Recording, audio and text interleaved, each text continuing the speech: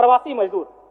क्योंकि जब ये बजट पारित हो रहा था तो हमने और सबने बड़ी करीब से देखा, सत्ता ने खूबियों को देखा, विपक्ष ने खामियों को देखा, लेकिन सऊदी अरब, ट्यूनीशिया, मलेशिया और साउथ अफ्रीका से कोई देख रहे थे तो प्रवासी मजदूर थे अध्यक्ष महोदय। लेकिन क्या कहा, एक वाक्य में बजट समाप्त हो गया अध्यक्ष महोदय, प्रवासी मजदूर।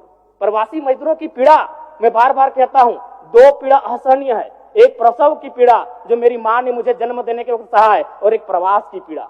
लेकिन आज प्रवासी मजदूरों के लिए क्या अध्यक्ष महोदय, एक लाइन में खत्म हो गया। प्रवासी मजदूरों का निबंधन ऑनलाइन किया जा रहा है। अब तक 1,91,000 मजदूरों का निबंधन किया गया है। महोदय, इसमें प्रवासी मजदूर खोज रहे थे, वो विदेशों से बैठकर बजट को देख रहे थे कि शायद हमारे हिस्से में भी कुछ आएगा। जब हमारी मैया को, हमारी बहनों को कुछ मिला तो शायद हमारे हिस्से में कुछ आएगा। माननीय सदस्य जनार्दन पासवान जी। चूंकि मैं एक युवा हूं और युवा होने के नाते इस बजट से युवाओं के लिए कोई विशेष प्रावधान नहीं दिख रहा अध्यक्ष महोदय।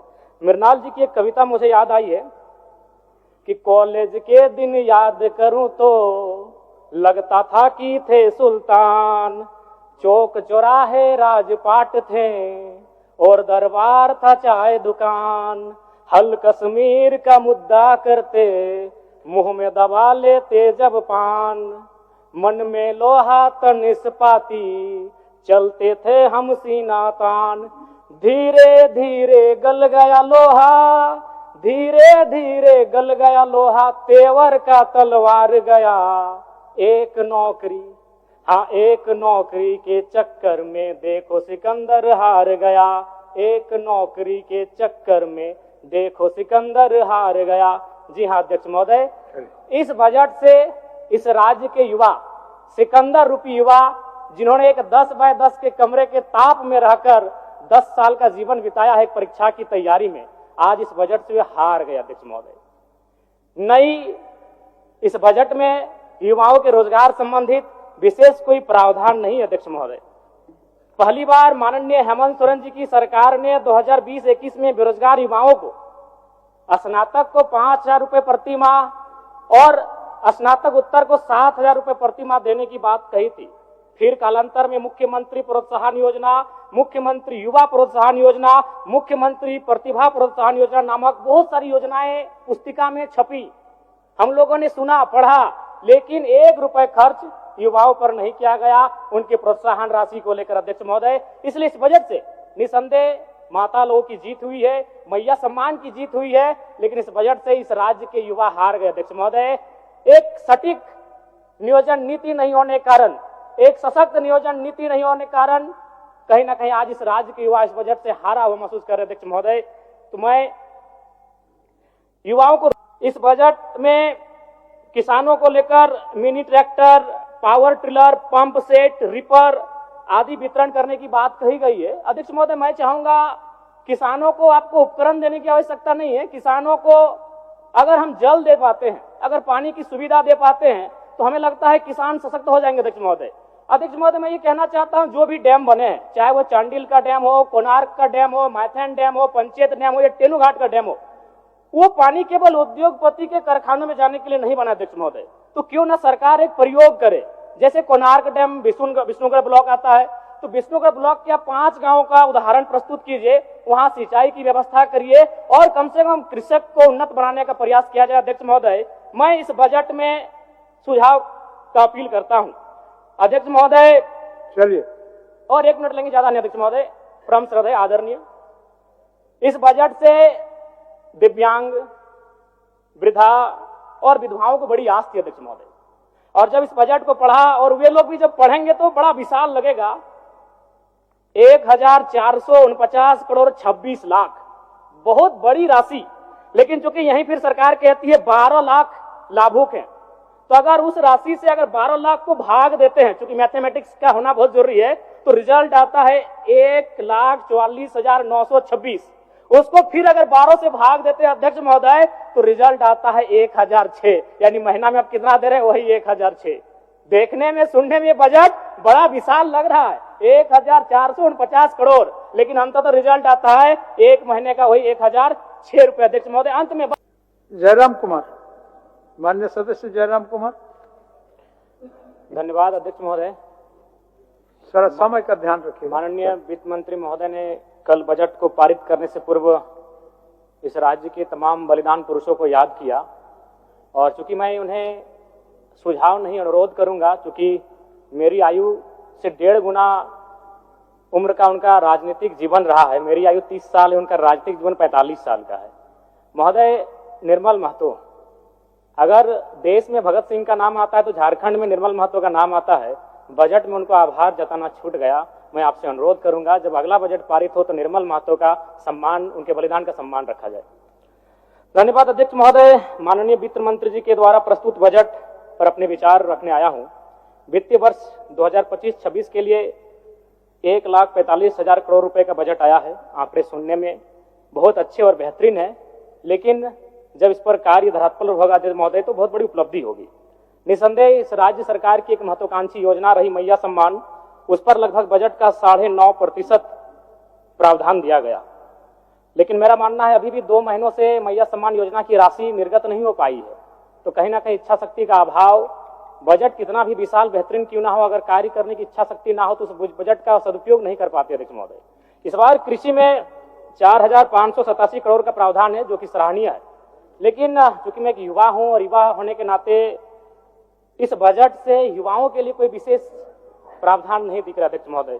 मृणाल जी की एक कविता मुझे याद आई है कि कॉलेज के दिन याद करूं तो लगता था कि थे सुल्तान, चौक चौराहे राजपाट थे और दरबार था चाय दुकान, हल कश्मीर का मुद्दा करते मुंह में दबा लेते जब पान, मन में लोहा तन इस्पाती चलते थे हम सीना तान, धीरे धीरे गल गया लोहा, धीरे धीरे गल गया लोहा, तेवर का तलवार गया, एक नौकरी, हाँ एक नौकरी के चक्कर में देखो सिकंदर हार गया, एक नौकरी के चक्कर में देखो सिकंदर हार गया।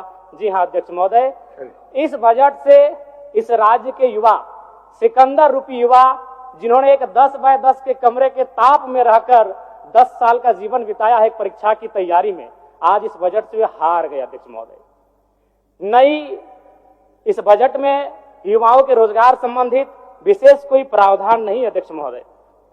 पहली बार माननीय हेमंत सोरेन जी की सरकार ने 2020-21 में बेरोजगार युवाओं को, स्नातक को 5,000 रुपए प्रति माह और स्नातक उत्तर को 7,000 रुपए प्रति माह देने की बात कही थी। फिर कालांतर में मुख्यमंत्री प्रोत्साहन योजना, मुख्यमंत्री युवा प्रोत्साहन योजना, मुख्यमंत्री प्रतिभा प्रोत्साहन योजना नामक बहुत सारी योजनाएं पुस्तिका में छपी। हम लोगों ने सुना, पढ़ा, लेकिन 1 रुपए खर्च युवाओं पर नहीं किया गया उनके प्रोत्साहन राशि को लेकर अध्यक्ष महोदय। इसलिए इस बजट से निसंदेह माता लोगों की जीत हुई है, मैया सम्मान की जीत हुई है, लेकिन इस बजट से इस राज्य के युवा हार गए अध्यक्ष महोदय। एक सटीक नियोजन नीति नहीं होने के कारण, एक सशक्त नियोजन नीति नहीं होने के कारण कहीं ना कहीं आज इस राज्य के युवा इस बजट से हारा हुआ महसूस कर रहे अध्यक्ष महोदय। तो मैं युवाओं को रोजगार कैसे मिले? जिस राज्य में 40% खनिज संपदा, उस राज्य के युवा अगर हताशा, निराशा के दौर से गुजर रहे अध्यक्ष महोदय, तो कहीं ना कहीं इस बजट पर युवाओं के दृष्टिकोण से एक सवाल और प्रश्न चिन्ह खड़ा होता है अध्यक्ष महोदय। अध्यक्ष महोदय, राज्य में अनुसूचित जाति परामर्शदात्री आयोग का गठन सराहनीय है, इसकी मैं सराहना करता हूं और वित्त मंत्री जी को साधुवाद देता हूं। महोदय, अंत में मैं इस सिस्टम पे आता हूं। इस सिस्टम पे आना इसलिए जरूरी अध्यक्ष महोदय, चूंकि माननीय वित्त मंत्री महोदय ने विधायिका के कर्तव्य का अनुपालन करते हुए बजट को तो प्रस्तुत किया, लेकिन यदि कार्यपालिका का सहयोग नहीं रहेगा अध्यक्ष महोदय, तो ऐसे बजट का कोई उपयोग नहीं रह पाएगा। आंकड़े कहते हैं 2023-24 का आंकड़ा अध्यक्ष महोदय, बजट का कुल योग था 1,41,498 करोड़, लेकिन हम लोग खर्च कर पाए थे 1,07,920 करोड़, यानी लगभग 33,000 करोड़ की राशि खर्च ही नहीं हो पाई थी अध्यक्ष महोदय। और इस बार का जो बजट है, जो पूर्व का, उसमें भी मात्र 65% ही राशि को खर्च किया गया। इसलिए विधायिका के साथ साथ अगर कार्यपालिका अपनी जिम्मेवारी का अनुभव नहीं करेगी, अनुपालन नहीं करेगी अध्यक्ष महोदय, फिर बजट का कोई प्रावधान नहीं रहता है। अध्यक्ष महोदय, ज्यादा नहीं और 1 मिनट का समय लेंगे अध्यक्ष महोदय, चूंकि इस बजट में किसानों को लेकर mini tractor, power tiller, pump set, ripper आदि वितरण करने की बात कही गई है। अध्यक्ष महोदय, मैं चाहूंगा किसानों को आपको उपकरण देने की आवश्यकता नहीं है। किसानों को अगर हम जल दे पाते हैं, अगर पानी की सुविधा दे पाते हैं, तो हमें लगता है किसान सशक्त हो जाएंगे। अध्यक्ष महोदय, मैं ये कहना चाहता हूं, जो भी डैम बने हैं, चाहे वो चांडिल का डैम हो, कोणार्क का डैम हो, मैथन डैम हो, पंचेत डैम हो या टेनूघाट का डैम हो, वो पानी केवल उद्योगपति के कारखानों में जाने के लिए नहीं बना। अध्यक्ष महोदय, तो क्यों ना सरकार एक प्रयोग करे, जैसे कोणार्क डैम विष्णुगढ़ ब्लॉक आता है, तो विष्णुगढ़ ब्लॉक के 5 गांवों का उदाहरण प्रस्तुत कीजिए, वहां सिंचाई की व्यवस्था करिए और कम से कम कृषक को उन्नत बनाने का प्रयास किया जाए। अध्यक्ष महोदय, मैं इस बजट में सुझाव का अपील करता हूं। अध्यक्ष महोदय, चलिए और 1 मिनट लेंगे, ज्यादा नहीं अध्यक्ष महोदय। परम श्रद्धेय आदरणीय, इस बजट से दिव्यांग, वृद्धा और विधवाओं को बड़ी आस थी अध्यक्ष महोदय, और जब इस बजट को पढ़ा, और वे लोग भी जब पढ़ेंगे तो बड़ा विशाल लगेगा। 1449 करोड़ 26 लाख, बहुत बड़ी राशि। लेकिन चूंकि यहीं फिर सरकार कहती है 12 लाख लाभुक हैं, तो अगर उस राशि से अगर 12 लाख को भाग देते हैं, चूंकि मैथमेटिक्स का होना बहुत जरूरी है, तो रिजल्ट आता है 1,44,926। उसको फिर अगर 12 से भाग देते हैं अध्यक्ष महोदय, तो रिजल्ट आता है 1006, यानी महीना में आप कितना दे रहे हैं, वही 1006। देखने में, सुनने में बजट बड़ा विशाल लग रहा है, 1449 करोड़, लेकिन अंततः रिजल्ट आता है 1 महीने का वही 1006 रुपए। अध्यक्ष महोदय, अंत में बस प्रवासी मजदूर, क्योंकि जब ये बजट पारित हो रहा था तो हमने और सबने बड़ी करीब से देखा, सत्ता ने खूबियों को देखा, विपक्ष ने खामियों को देखा, लेकिन सऊदी अरब, ट्यूनीशिया, मलेशिया और साउथ अफ्रीका से कोई देख रहे थे तो प्रवासी मजदूर थे। अध्यक्ष महोदय, लेकिन क्या कहा, एक वाक्य में बजट समाप्त हो गया। अध्यक्ष महोदय, प्रवासी मजदूरों की पीड़ा, मैं बार बार कहता हूं, 2 पीड़ा असहनीय है। एक प्रसव की पीड़ा, जो मेरी मां ने मुझे जन्म देने के वक्त सहा है, और एक प्रवास की पीड़ा। लेकिन आज प्रवासी मजदूरों के लिए क्या अध्यक्ष महोदय, एक लाइन में खत्म हो गया। प्रवासी मजदूरों का निबंधन ऑनलाइन किया जा रहा है। अब तक 1,91,000 मजदूरों का निबंधन किया गया है। महोदय, इसमें प्रवासी मजदूर खोज रहे थे, वो विदेशों से बैठकर बजट को देख रहे थे कि शायद हमारे हिस्से में भी कुछ आएगा।